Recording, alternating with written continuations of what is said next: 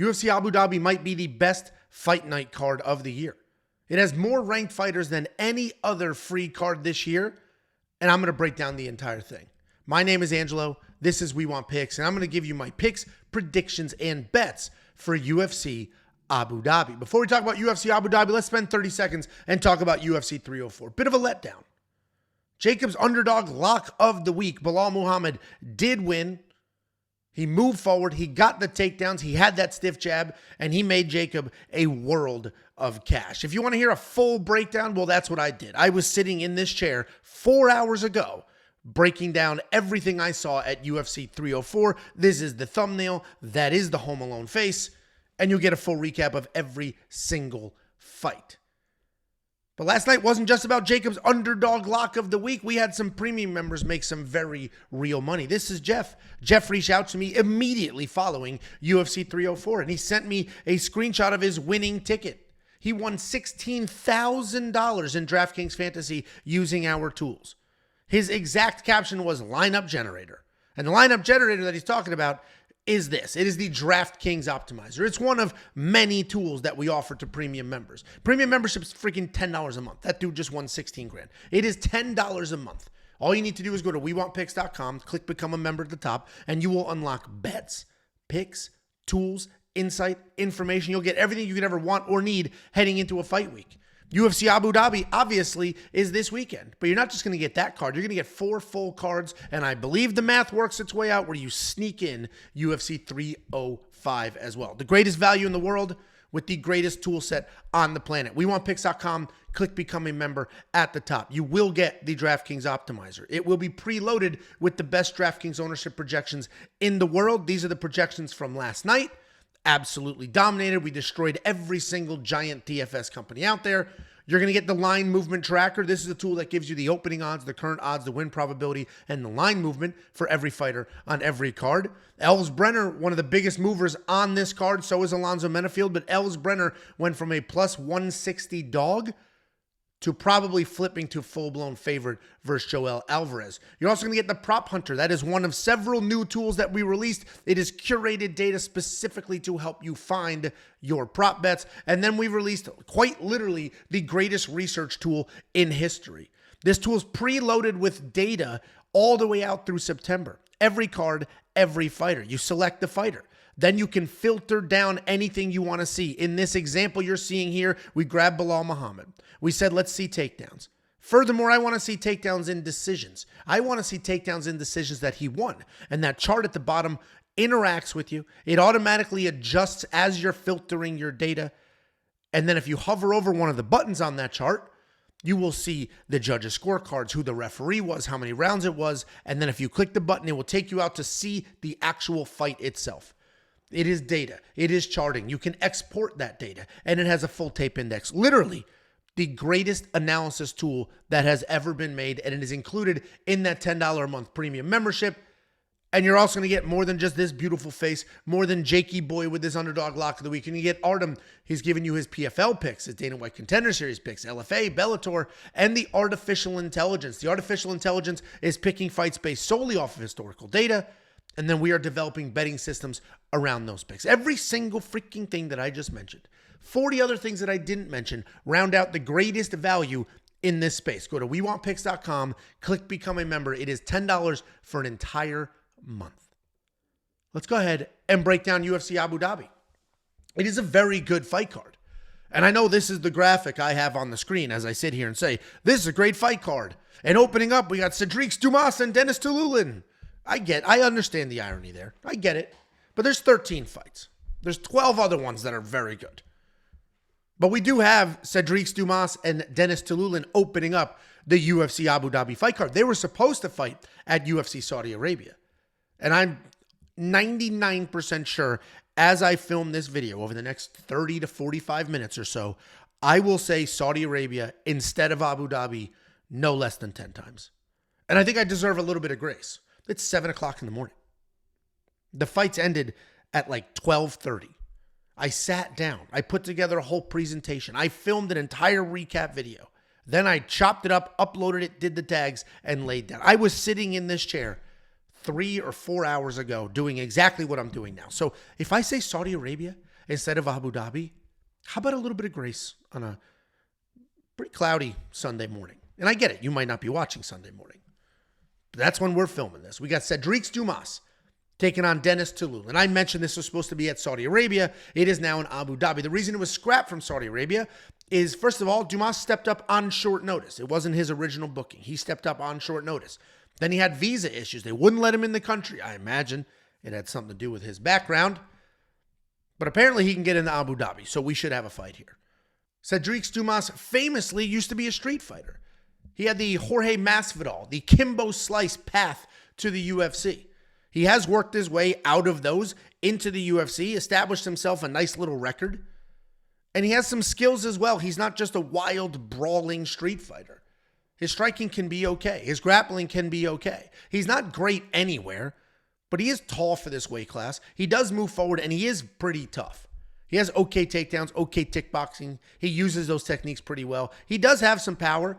And if you watch the tape, you'll see him pick some people up and slam them down, even though that is not his game plan. He is coming off the TKO loss to Nurmagomedov, but a couple of takeaways there if we're forgetting, because that was months ago. One, he ate some massive shots. So, okay, Sedriques got a chin on him. And two, there was that eye poke. So there's a little bit of controversy with how that fight ended. He's taking on Denis Tiuliulin. Denis Tiuliulin's a pretty active guy. He fights a couple of times a year. He stays busy. It's been a long time since his last win. But he's squeezing together some fights. Style-wise, he's a pretty come-forward guy. He's going to stay in your face. He's always looking for a finish. He has no problem getting into a slug fight, and he likes to make fights as ugly and as fast-paced as he possibly can so he can break you. He can catch you. He does have legit power in his hands. He has some grappling holes, though. His takedown defense seems solid at 73%, but he is certainly a fish out of water if you do end up taking him down. And I don't think Sedriques Dumas is a very good fighter. We've talked about this every single time he fights. I don't think he's very good. But he has shown that he's tough. He's also shown he cannot defend takedowns. His technique is not as clean as you would like it to be at this level. With that being said, no offense, Denis, earmuffs. Denis Tiuliulin's not good. He's not UFC level. He's pretty terrible. He's got zero grappling whatsoever. SD did show, as I mentioned, he could eat a shot in that last fight. Because of that, I think he eats a few shots here. I think he moves forward. I think he works in a takedown. I think he wins this fight. Denis Tiuliulin has power. He can certainly knock out SD Dumas or anybody else that he's fighting. I don't see that happening. Both guys are awful. Save your money. Don't bet on this fight unless something crazy happens and SD Dumas becomes like an underdog or becomes wildly affordable. I do think that SD Dumas wins this fight. Then we have Jai Herbert taking on Rolando Bedoya. This is my first bet on the card, and I'll tell you about it in a second. We got Jai Herbert, a technical striker. He likes to keep the fights at range. He's got a ton of movement on his feet. They're never planted in more than one place for more than a second or two. He's always cutting angles. He's feinting. He's moving from side to side. He can be a bit low volume. He does have a negative striking differential, which is always funny to see from technical strikers. And he is coming off that loss to Faraz Ziam where the inactivity was the issue. I don't understand these low-volume guys. But we get these technical strikers who walk into that octagon and just don't let their hands go. And Jai Herbert is in that category. He's taking on Rolando Bedoya. He's the opposite. Literally the opposite. He's an in-and-out striker. Tons of movement himself. Pretty wide array of striking techniques. He'll work in a kick. He'll throw a bunch of combinations. But he does seem to lack that raw one-punch knockout power. I said he's the opposite of Jai because he'll never throw just one punch at a time. Everything's in combinations. The volume is insane. He is not gun-shy in the slightest. His takedown defense is pretty solid. He's got submissions if he needs them. And he's coming off that decision loss to Song Kanan where his output was wild. His output was wild. Go look up that fight. Look at the striking stats. The output was insane. But he did get dropped, and that seemed to be the difference there. Jai Herbert is probably the better, more technical striker here. He's certainly the more successful of the two if we look at their records, the level of competition. Rolando's still looking for his first UFC win. But the output is abysmal. Under 3 significant strikes landed per minute to almost 9. Rolando Bedoya in 2 fights, I know I said that wrong, in 2 fights has an average strike count triple that of Jai Herbert. Rolando is the Energizer Bunny. He's just running around, never stop him. And the Energizer Bunny comment might age me. As I said it, I just realized I don't think I've seen an Energizer Bunny commercial in 10 years. That's an epiphany for another day. I got to go Rolando Bedoya here. There's no doubt in my mind that Rolando's going to move forward, probably land more than 100 significant strikes, and take this decision. Rolando's the pick, and I threw a half a unit on him at plus 145. I imagine that line's going to tighten, and it might full-blown flip. I think people make snap judgments. All right, Jai Herbert pretty good. Oh, didn't Jai Herbert drop the current featherweight champion of the world a few years ago? And he did. He dropped Ilia Topuria, had him in a little trouble, but then got finished. And you'll remember that. And you'll see Rolando's winless in the UFC, and you'll make a snap judgment. Then you look at the tape, and you're like, oh, Jai Herbert just stares at people. What you're looking at right now, this could be footage of the fight. At least on the Jai Herbert side. Just a sleepy face doing nothing with his... I don't know why I just went on that guy so hard right now. Rolando's the pick. Then we have Victoria Dudakova taking on Sam Hughes. Victoria Dudakova is a pretty exciting fighter. She is going to come across that cage. She will let her hands fly. And then she's either going to keep striking distance or work in some grappling. Her striking is clean. It's powerful. And her BJJ is very slick. You're going to find a whole bunch of tape of her shooting blast doubles as well as defending takedowns and then firing away and keeping the fight on her feet. Her last fight was canceled on fight night. It was at Atlantic City. And it was her fault. She got sick. I don't know the details behind it, but it's a medical issue. And it was canceled on fight night, I believe, after the fights started. So if you're a DraftKings fantasy guy, it completely screwed your lineup 10 ways to Sunday. Her last fight in the cage was against Jin Yu Fry. And she beat the hell out of her. She had a knockdown. Plenty of success striking. The only time that she didn't look great was her BJJ off her back. She definitely needs some work there.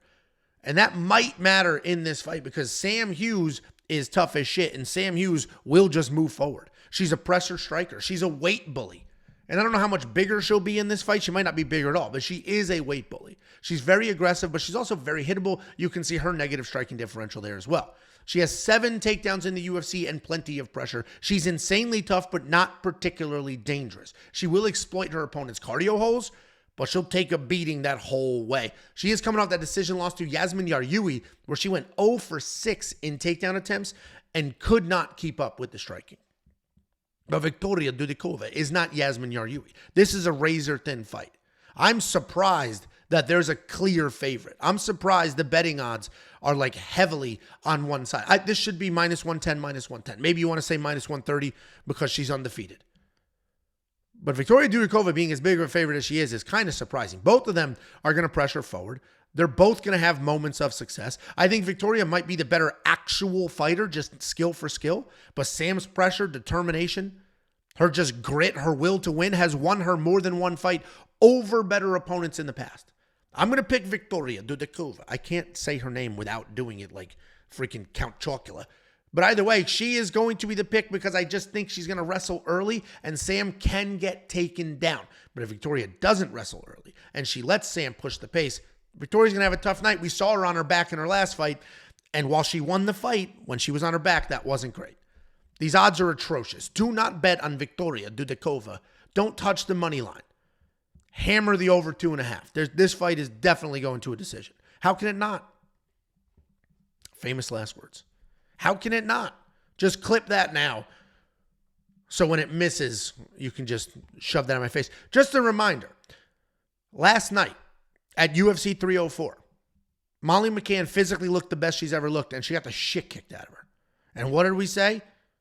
In the post-fight recap video that I filmed a few hours ago, maybe we should just be betting on all the women underdogs at plus 3.5.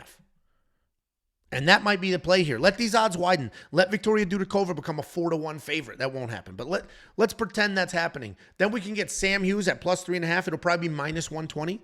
That's a bet I can get behind. Let's keep an eye on that. If you're not a premium member, become one. As soon as we place that bet, you'll be notified. You can hammer it yourself.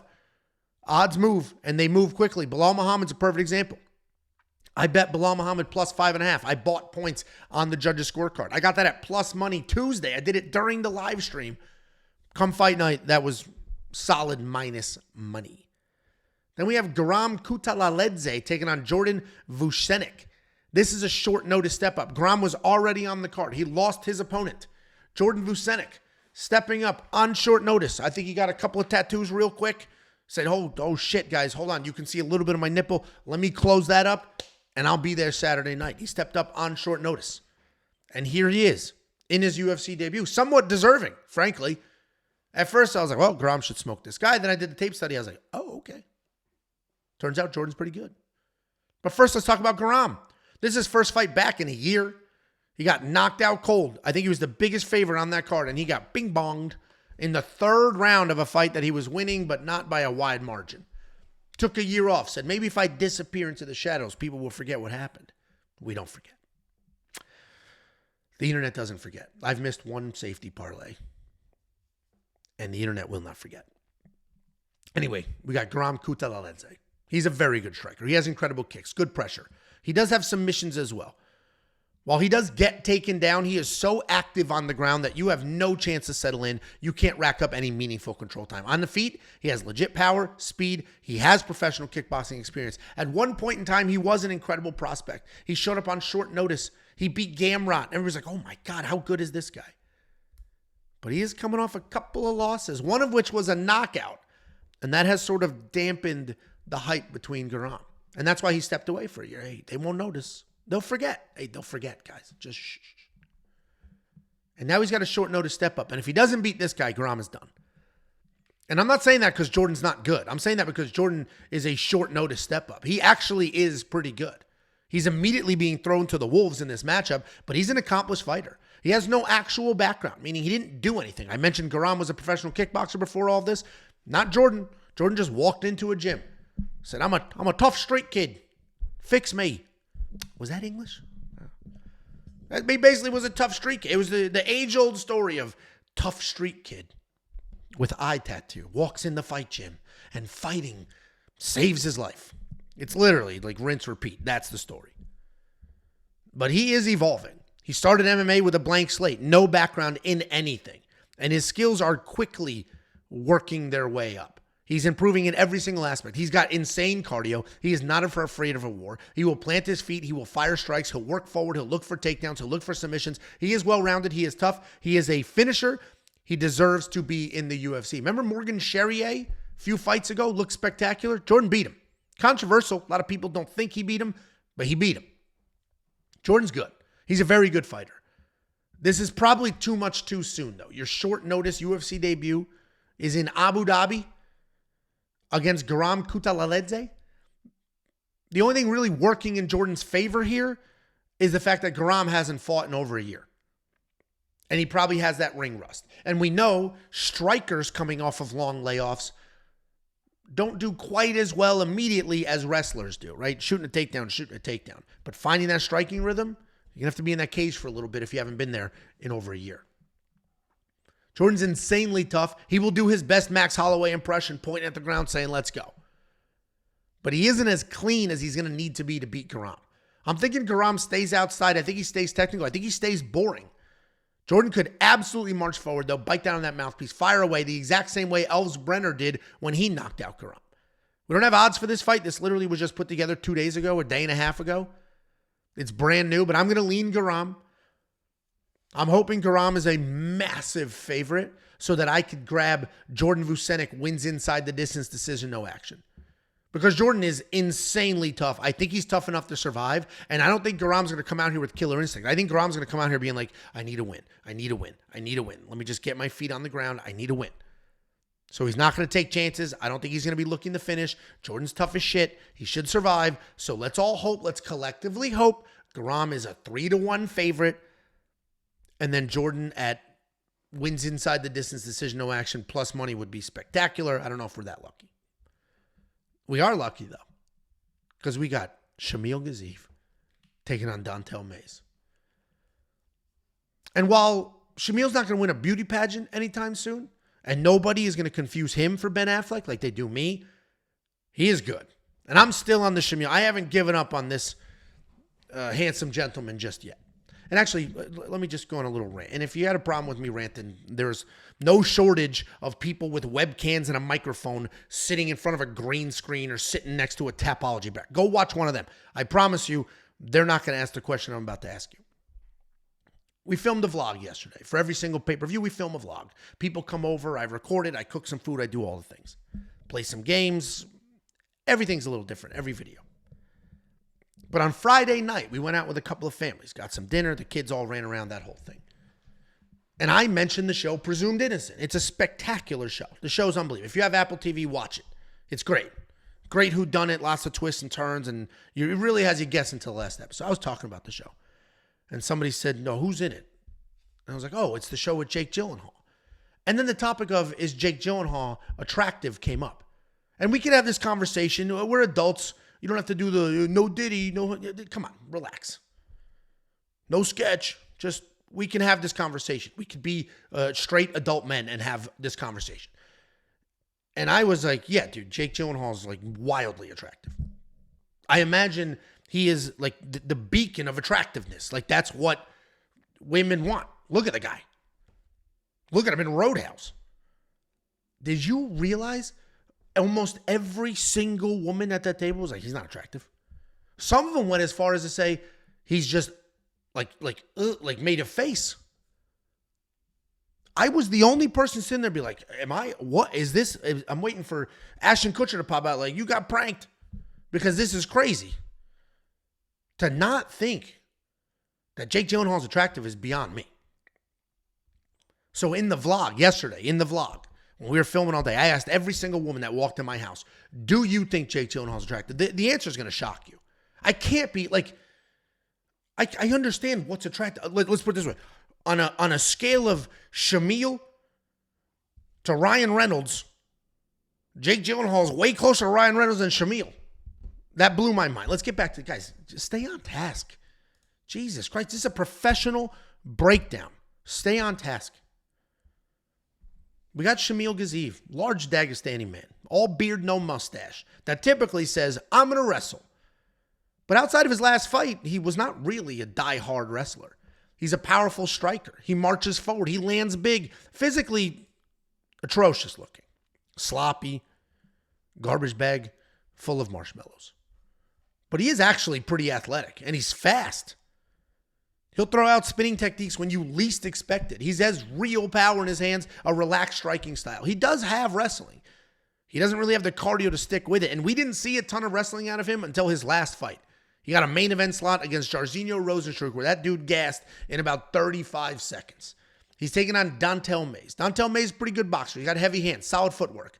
He sets up his combinations well. He'll march forward. He'll throw everything with 100% effort. Everything from leg kicks to overhands. He's not a wrestler, but he does have 7 takedowns in the UFC. He's coming off that decision win over Kyle Machado, where he actually looked pretty soft, and he was chasing some power.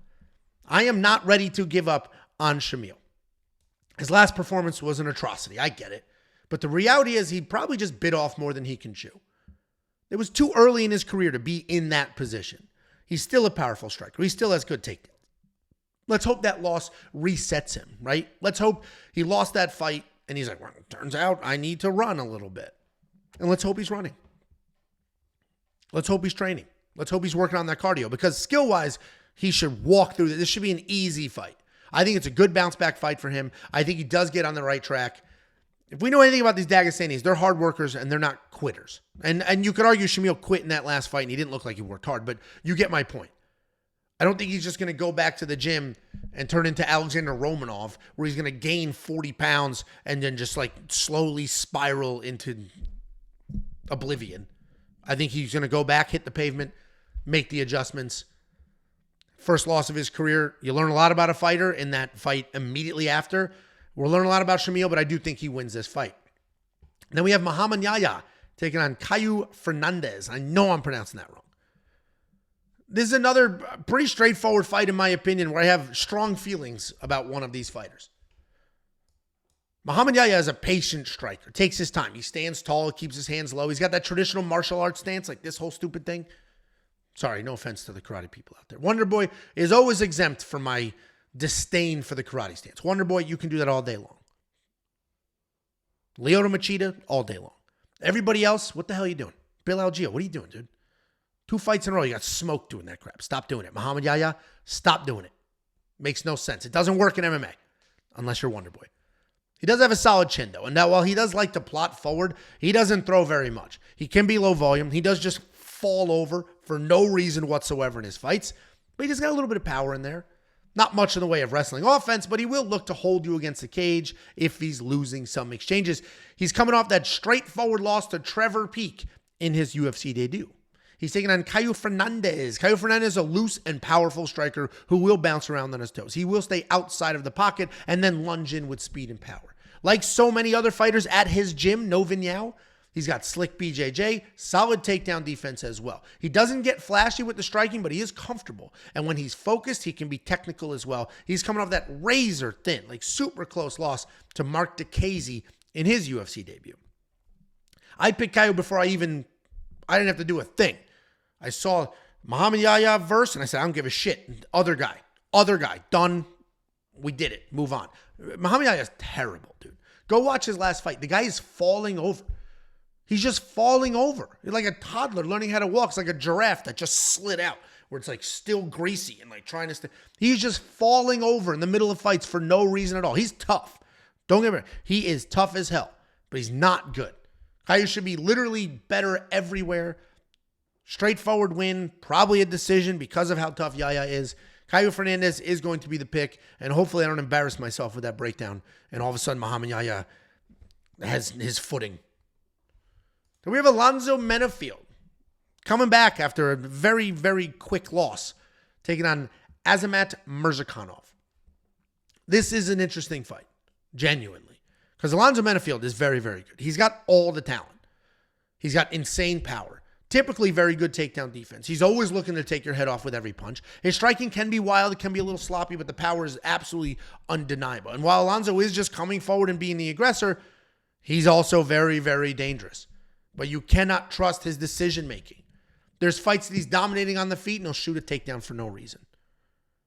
You can't trust a guy doing stuff like that. He is coming off that almost instant knockout loss to Carlos Ulberg, where he sprinted across that cage. It was a sprint from one side to the other, and then halfway through, I don't even know, he might not have known he was in the fight. He might have thought it was a foot race, and he was winning the foot race because he sprinted across that cage and just ate one on the way in.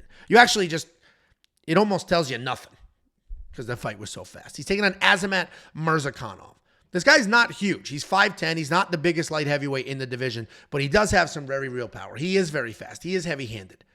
He has a knockdown in all 4 of his UFC fights. He's a good wrestler, solid ground and pound, but his hands are so good, he doesn't need to wrestle very often. He's coming off his first decision win in the UFC over Dustin Jacoby, where he had a knockdown and a takedown. Alonzo Menifield is definitely a talented guy. He's got power, cardio, which is impressive given his frame. He can wrestle. He can take your head clean off. The question always becomes, which of those things is he going to use in a fight? Is he going to have a good game plan? He's given up more than one fight because of poor decision-making. That Jimmy Crute fight, I alluded to it. He was lighting Jimmy Crute up, lighting him up on the feet, and then would shoot takedowns for no reason at all. Take away all the momentum. That first fight ended up being a draw because of those decisions. In his last fight, he didn't even give himself a chance to win. He just ran across that cage. Like one of those little race cars that you pull backwards and and then you let go and it ving. That is what Alonzo Menifield did in the last fight. Azamat is a very dangerous guy with a very high fight IQ, and you can't make mistakes around a guy like Azamat. So I got to go Azamat, but I will be hard rooting for Alonzo Menifield. Like, I'm making jokes, I'm exaggerating the last fight, but Azamat is very, very good. I hope Alonzo Menifield makes me look stupid. I hope he comes out here, blasts Azamat, hands him his first loss, and reminds people why he's so dangerous. Reminds people, hey, not only am I jacked as shit, I'm also fast, and I have cardio. Because the cardio could be the difference. Not that we've seen Azamat slow down, but to have the power Alonzo has and keep it for 15 minutes is impressive. I'll be rooting for Alonzo big time. And guys, before we get to this main card, don't forget, we do a $50 promo. The only thing you need to do is go to WeWantPicks.com/bets. We have affiliate links. You use the affiliate link. You sign up, you make a deposit, and then we send you $50 as a thank you. It's literally simple math. They're going to pay me. I slice off some of the money. I give it right back to you. It takes a couple days, maybe a week, depending on the system and the book you used. But all you need to do is go to WeWantPicks.com/bets, sign up, make a deposit, and we will send you $50 as a thank you. You can use that $50 to become a premium member or not. There's no catch. You don't need to be a premium member to even get the $50. But if you want to become a premium member, we just released the greatest research tool in history. And I get not our entire audience wants to do research. Some people just want to pay the $10 to support us. Other people want to pay the $10. Hey, just let me see what the bets are. If I agree, I'll tail. If I don't, I won't. And that's totally fine. Others do their research, right? They want to dig in. They want to find their own bets, find their own fights. And we just gave you the greatest tool in history. It's called the Data Analyzer. I'm not going to spend too long talking about this. I have a 15-minute video showing you how to use it. Essentially, it has data from every single fight from now all the way through September. You can then pick whatever fighter you want. You will see all of their data right next to their opponent's data. You can then click a few buttons to add filters. Say, I want to see how many strikes they land. I want to see how many takedowns that fighter lands. As you're adding those filters, there is a graph at the bottom, changing, adjusting. You can see each fight, what that looks like. Then on the graph, you can hover over the fight itself. See who the judges were, see the scorecards, click the button. You can watch the actual tape with your own eyes. It is quite literally the greatest tool ever designed. We built it from the ground up, and it's available for you if you're a premium member. If you're not a premium member, come one. It's $10 a month. And I believe, I could be wrong, but if I'm looking at a calendar, I think UFC 305 is included if you sign up today. WeWantPicks.com, click Become a Member, only $10 for an entire month. And the last thing I'll say before we get to this main card is, here's the address. We have a P.O. box. If you watch the Fight Foods vlog, it'll be out, I don't know, in a day or two. You will see that we received an incredible package from Extreme Gardening. They sent us a whole bunch of really cool stuff. They're a small business, and hopefully we'll give them the airtime and give them the attention that they want. And if you're in that same boat, if you're a small business and you want to send something, we are happy to open it, happy to review it, and support you guys the same way you support us. If you want to send a letter, send a letter. We'll read the letter. Every single Fight Food vlogs, we have a mail day. Here's the address if you want to send some mail, and we will cover it for you. I've eaten some ridiculous hot sauce. We've gotten some incredible barbecue sauce, all sorts of really cool stuff. We Want Picks, P.O. Box 406, Prosper, Texas, 75078. Opening up the main card at UFC Abu Dhabi, we have Joel Alvarez taking on Elves Brener. This is a very good matchup. As I mentioned earlier, this has some of the biggest movement on the card. Elves Brener may close as a favorite, even though he opened as a pretty big underdog. And I get it. This is a tricky fight because Joel Alvarez is good.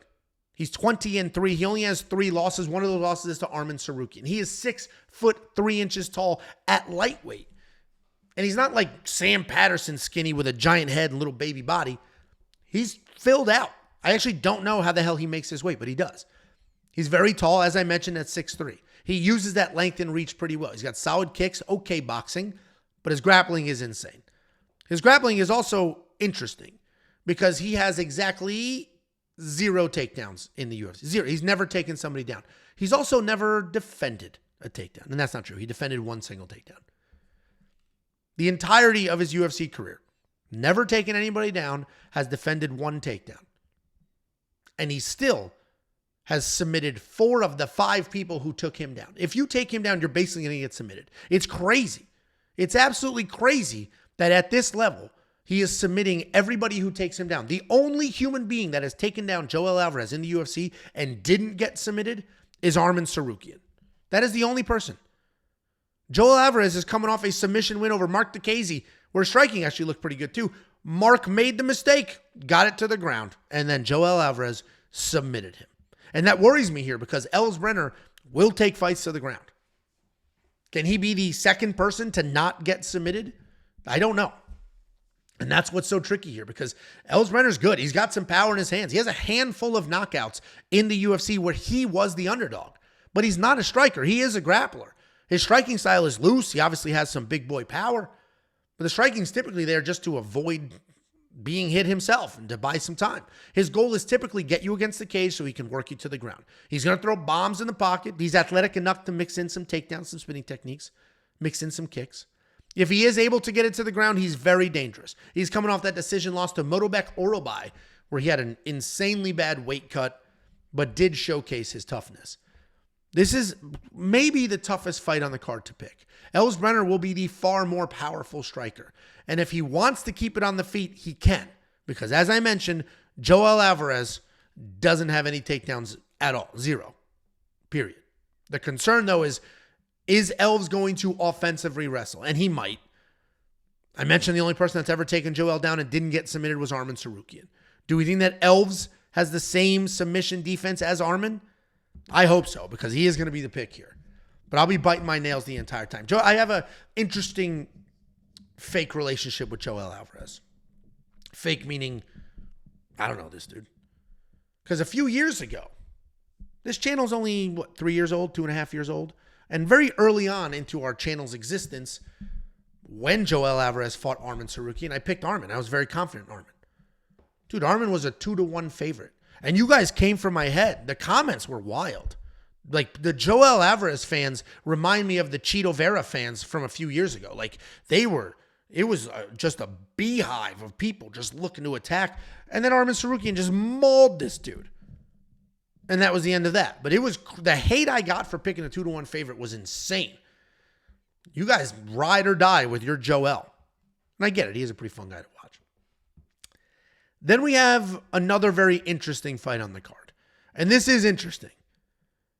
Because we have Mackenzie Dern, world-class grappler. Insanely tough. Lupi Godinez, very high-level fighter with the lowest fight IQ we've ever seen. She makes Cody Brundage look like he could teach college courses. And that's why this is such a hard fight to break down. But I did pick a side, and I did place a bet. We got Mackenzie Dern.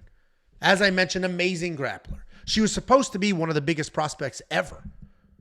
She has elite grappling. Literally one of the best grapplers on the planet.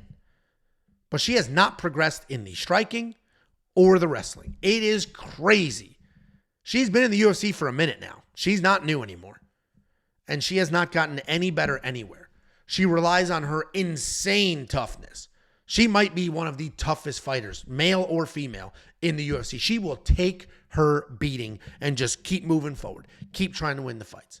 Her takedowns suck. 15% takedown accuracy. And there's a very large sample size there. That's not just 2 fights. There's a very large sample size to have that poor of takedowns.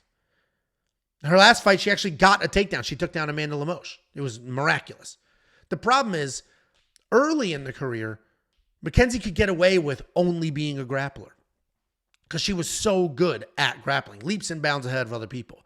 She would even climb your back against the cage. Doesn't even need to get it to the ground. But the gig is up. Everybody knows. There are no more secrets. Everybody knows she's super tough. She can submit you on the ground. So people come forward, they beat the shit out of her, and they avoid the ground. It's just that simple. But she is insanely dangerous. She's taking on Lupi Godinez, or Lupita Godinez. Lupi's pretty big. And I know it says she's 5'1" and Mackenzie's 5'4", but pretty big in that she's thick and she bullies. She fights like an older sister. She is a bully. She has very clean boxing. She is a very strong wrestler. Her sister is literally an Olympic wrestler competing in this year's Olympics. She's got great setups to both wrestling and striking. She is a bully. She uses size and strength to execute a game plan. She has all the talent in the world. She can genuinely beat 90% of this division if she fights to her potential and somebody else is controlling her brain. The problem is she literally has the worst fight IQ we have ever seen. She is wildly unreliable. Wildly unreliable. But she is coming off a loss that a lot of people criticized at the time, and it has aged a little better. She just lost to Verna Jandiroba. Her takedown defense looked good early. But then when she did get taken down, she's hanging on to weirdo submissions that aren't there. Work your way back up to your feet, and you can win that fight. She could have beat Verna, and we just watched Verna maul Amanda Lemos. So that loss did age a little better. But she lost to Verna because of the decisions she made. She didn't lose to Verna because Verna was the better fighter. She lost to Verna because she was hanging on to submissions that were never going to happen, just giving up control time. I think Lupita Godinez has lost more people money as a favorite than any other fighter in UFC history. Genuinely. Remember when she lost to Angela Hill? Smoked everybody. She was a 2-1 favorite over Verna. Smoked everybody. She does continue to look good and destroy people. Then she'll become a 2-1 favorite and get smoked.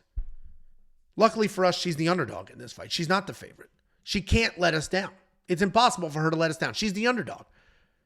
Her takedown defense is spectacular. Her striking is very clean. I don't see how Mackenzie Dern beats her.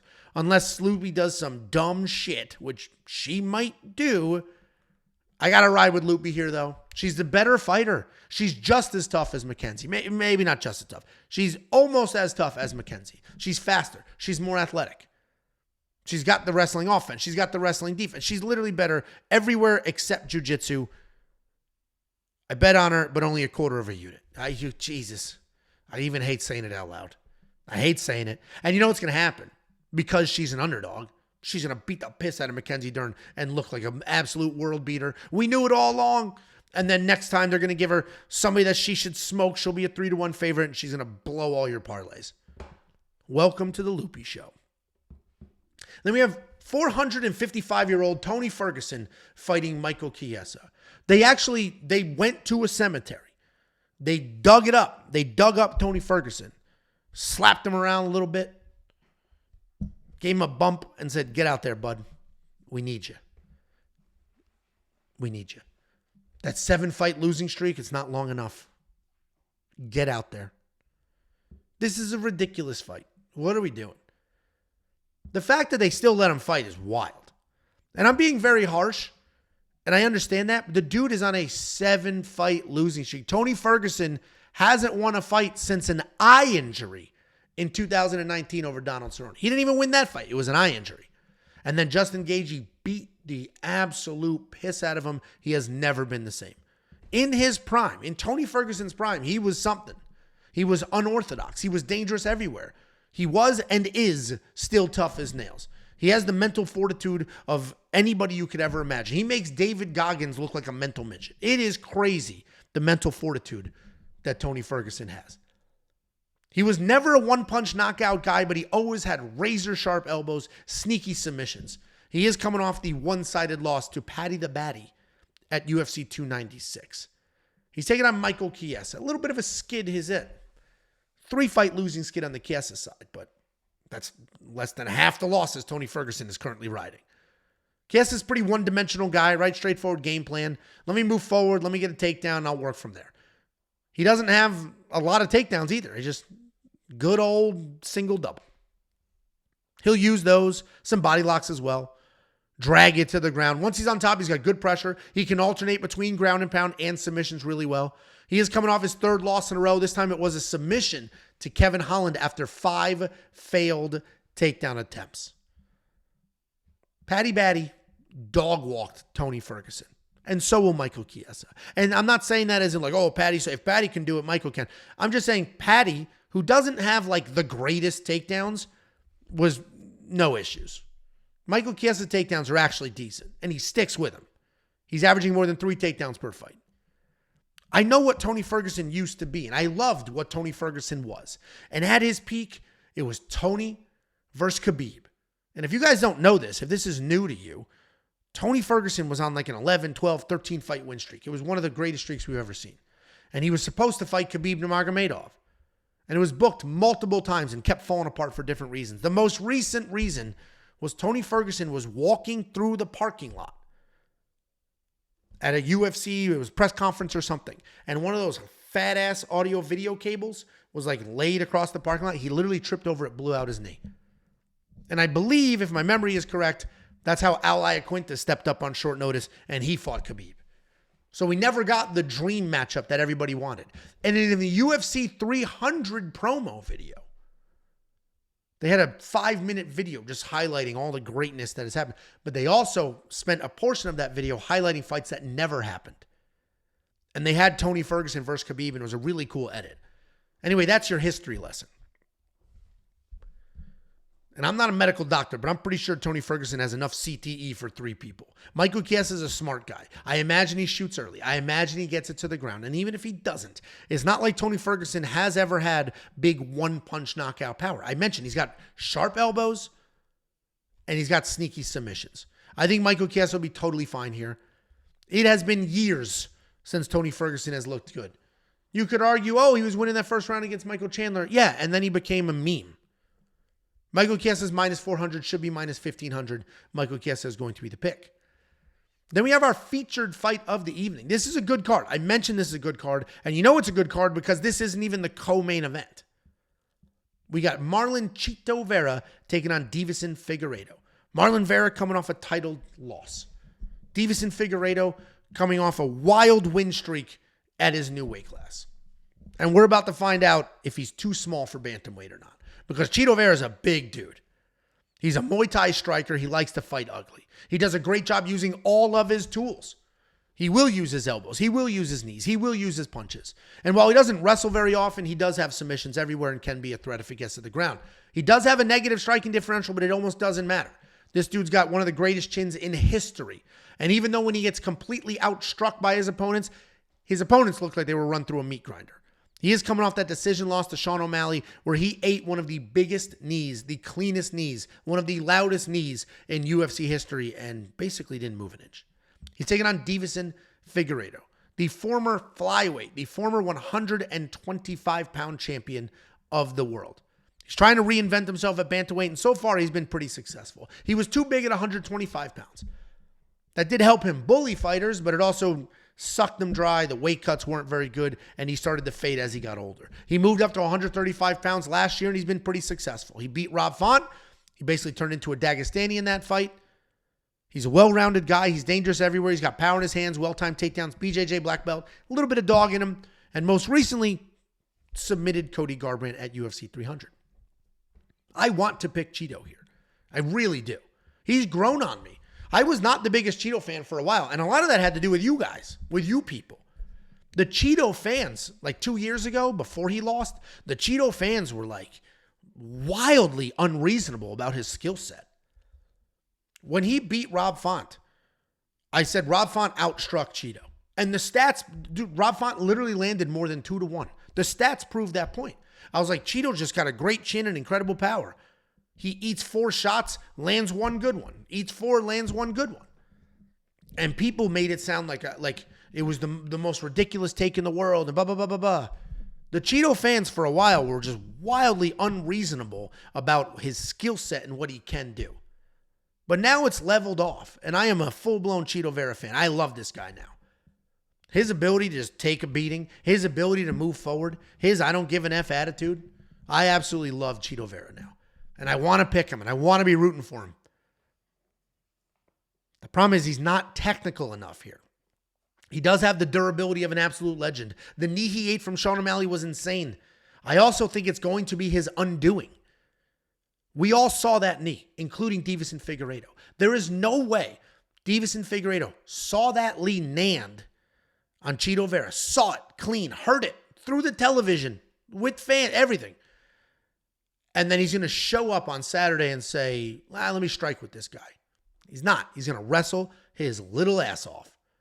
And Cheeto's got good takedown defense, but he can get taken down. And I think I think we have Deiveson in a 3-round fight beating Cheeto Vera. Cheeto Vera is built for 5 rounds. He builds momentum. He's not a fast starter. He's going to give up the first round in every fight. Then he only has 2 more to work. Deiveson only needs to win 1 of those. I think Deiveson Figueiredo beats Cheeto. I think he uses the wrestling, but I am officially a big Cheeto Vera fan.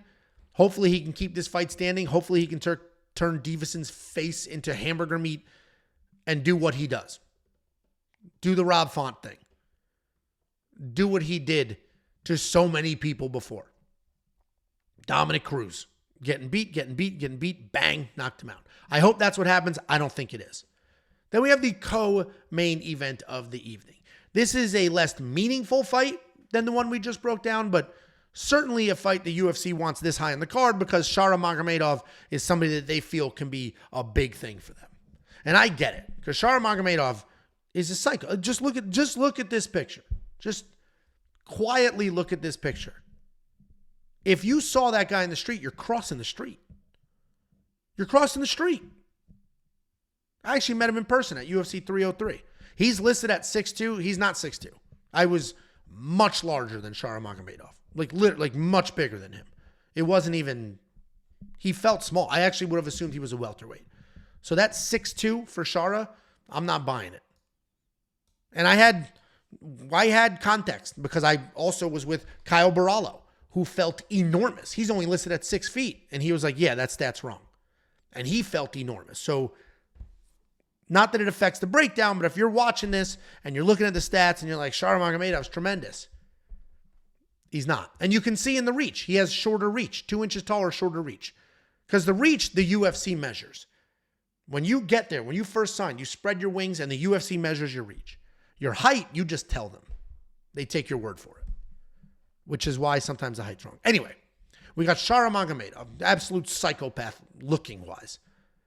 He's so wild looking. He literally got a movie contract. The guy's got zero acting skills whatsoever, and they gave him a movie deal. They flew him to Hollywood. They said, you're in a movie. He's missing teeth. He only has one good eye, and it's definitely not facing the correct direction. He popped onto the scene last year, and he was supposed to be this like wild, dangerous striker. He has 13 fights with 11 knockouts, an accomplished striker who's been competing in multiple martial arts since he was a teenager.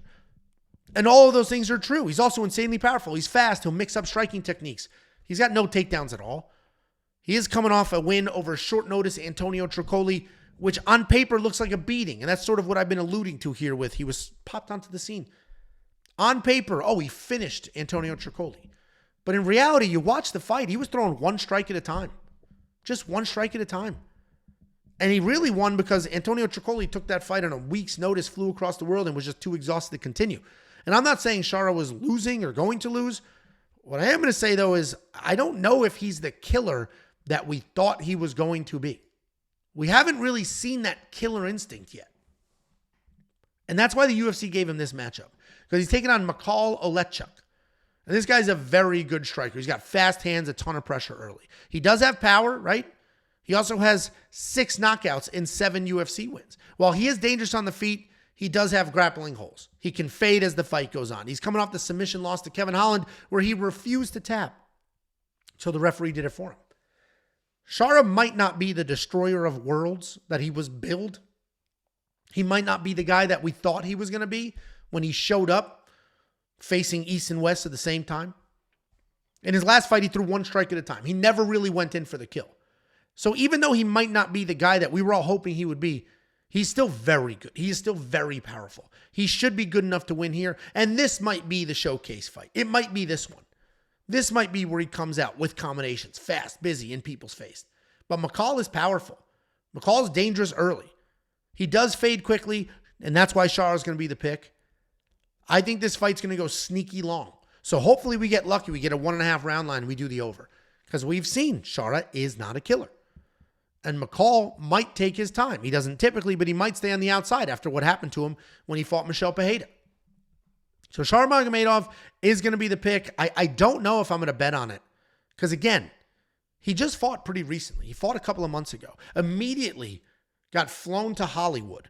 Filmed a movie. I saw him at UFC X. He was living his life. He doesn't strike me as a guy that's been in training camp grinding. And I'm not saying because he's lazy. I just mean his life has been so busy the last 2 months. I don't know what kind of camp he's had. And he's fighting on this card because Dana White has said publicly, I don't think Shara can fight in America because of his eye. I don't think an athletic commission will sanction him. So we have to use Shara when we're fighting in the desert. So they may have just rushed him onto this card being like, dude, we're not going to be in the desert for a while. So you're either going to fight now or you have to wait till, I don't know, I think it's October maybe. Either way, Nurmagomedov is going to be the pick. This could be a weird fight, but I'm looking forward to it either way because both of these guys are going to swing and are going to look for a finish. Then we have a very important main event. This fight matters very much for the bantamweight division. We got Corey Sandhagen taking on Umar Nurmagomedov. Corey Sandhagen, perennial contender. This guy's been top 5 for years. Umar Nurmagomedov trying to work his way into that same conversation. He's certainly in the conversation. Oh, he should get a title shot, future champ. But we just watched him get dropped. So now we're going to learn a lot about these guys. We got Corey Sandhagen. We all know him by now. Very active striker. Lands almost 6 significant strikes per minute. He has deceiving power, solid technique. He's very fluid. He's very fast. He's very good with combinations and variety. He'll throw punches, kicks, elbows, knees. He'll mix up where they land on his opponent's bodies. He's athletic enough. He's very tough. He ties it all out with solid BJJ. He's insanely dangerous. Hard night out for anybody. He's coming off that win over Rob Font where he was a Nurmagomedov. He's taking on an actual Nurmagomedov. And he's the exact fighter you would think he would be with that last name. He's got 5 fights in the UFC with 14 takedowns, 26 minutes of control time, 2 submissions, and a standing knockout. And even with that knockout, I would say his striking is not great, but his wrestling is fantastic. He uses kicks really well to stay out of range. Then he comes charging in with that wrestling and looks for a takedown. If he misses his first takedown, he'll go to a second. Then he'll go to a third. He has incredible chain wrestling. He is coming off that decision win over an unknown Bektik Almakan, where he was dropped early, but he stayed composed, put it together, wrestled his way to a win. If Corey Sandhagen had Chito Vera's power, actually he'd be a very good underdog because we just watched Umar get dropped. We did also watch him, though, work through that adversity. He stayed composed. He put himself together. He went back to old reliable and shot those takedowns. Corey has decent takedown defense at 64%, but he's essentially been taken down by everybody who's tried. Not every time they tried, but everybody who tried to take down Corey at one point or another took him down. Corey, without question, is the more well-rounded fighter, but sometimes that doesn't matter. I don't see him defending the takedowns. I think Umar just cruises here in a fight that could look like Jalton Almeida versus Derek Lewis. Hopefully this is not the Manel Kopp Muhammad Makayev fight where they're just staring at each other like a bunch of weirdos. But I think Umar does what people expect him to do. He is the betting favorite. And if you agree with me, he's actually pretty affordable. Guys, that is the breakdown. I suggest you go to WeWantPicks.com and click Become a Member. It's freaking $10 a month. We are quite literally out here building the greatest premium offer on the planet. Like literally. Because it's not just some random Patreon with a couple of bets. Of course there are bets. Of course we have our bets, what I'm doing with my money. And more often than not, they're spectacular. I just went 6 events in a row crushing. UFC 304 was a little bit of a roller coaster, but all the money made long before 304 covers years worth of premium pays. It's $10 a month, and you're going to get the greatest tool in history. We just developed this tool from scratch. We just released this tool, and we didn't touch the price point. It is the data analyzer. Everything you could ever need on one page in one spot. But it doesn't end there. You're also going to get the Prop Hunter. This is a tool we released 2 weeks ago. This is a curated set of specifically focused data for props. Significant strike props, takedown props, round leans. All of that data right here, fully sortable, fully interactive. You're also going to get the line movement tracker. This is going to give you the opening odds, the current odds, the win probability, and the line movement for every fighter on every card. So you can monitor that movement. Attack a fight that you love right at its peak. Or wait while a line is plummeting or skyrocketing depending on what you're looking for. You're also going to get the DraftKings Optimizer. This just won a premium member $16,000. And if you want more context than that, go all the way back to the beginning of this video because I share his DM and his ticket. Because it's preloaded with the best DraftKings ownership projections on the planet. And of course, the safety parlay. Did this dominate UFC 304? Unfortunately, it did not. Does it dominate in general if you zoom out and you look at the history of the safety parlay? Of course it does. It hits at a 70% event rate. A lifetime ROI of 25%. And this is one single bet that we put together. Unlock the tools, the picks, the bets, the round line leans. Unlock everything we do, $10 a month, WeWantPicks.com. Click Become a Member at the top.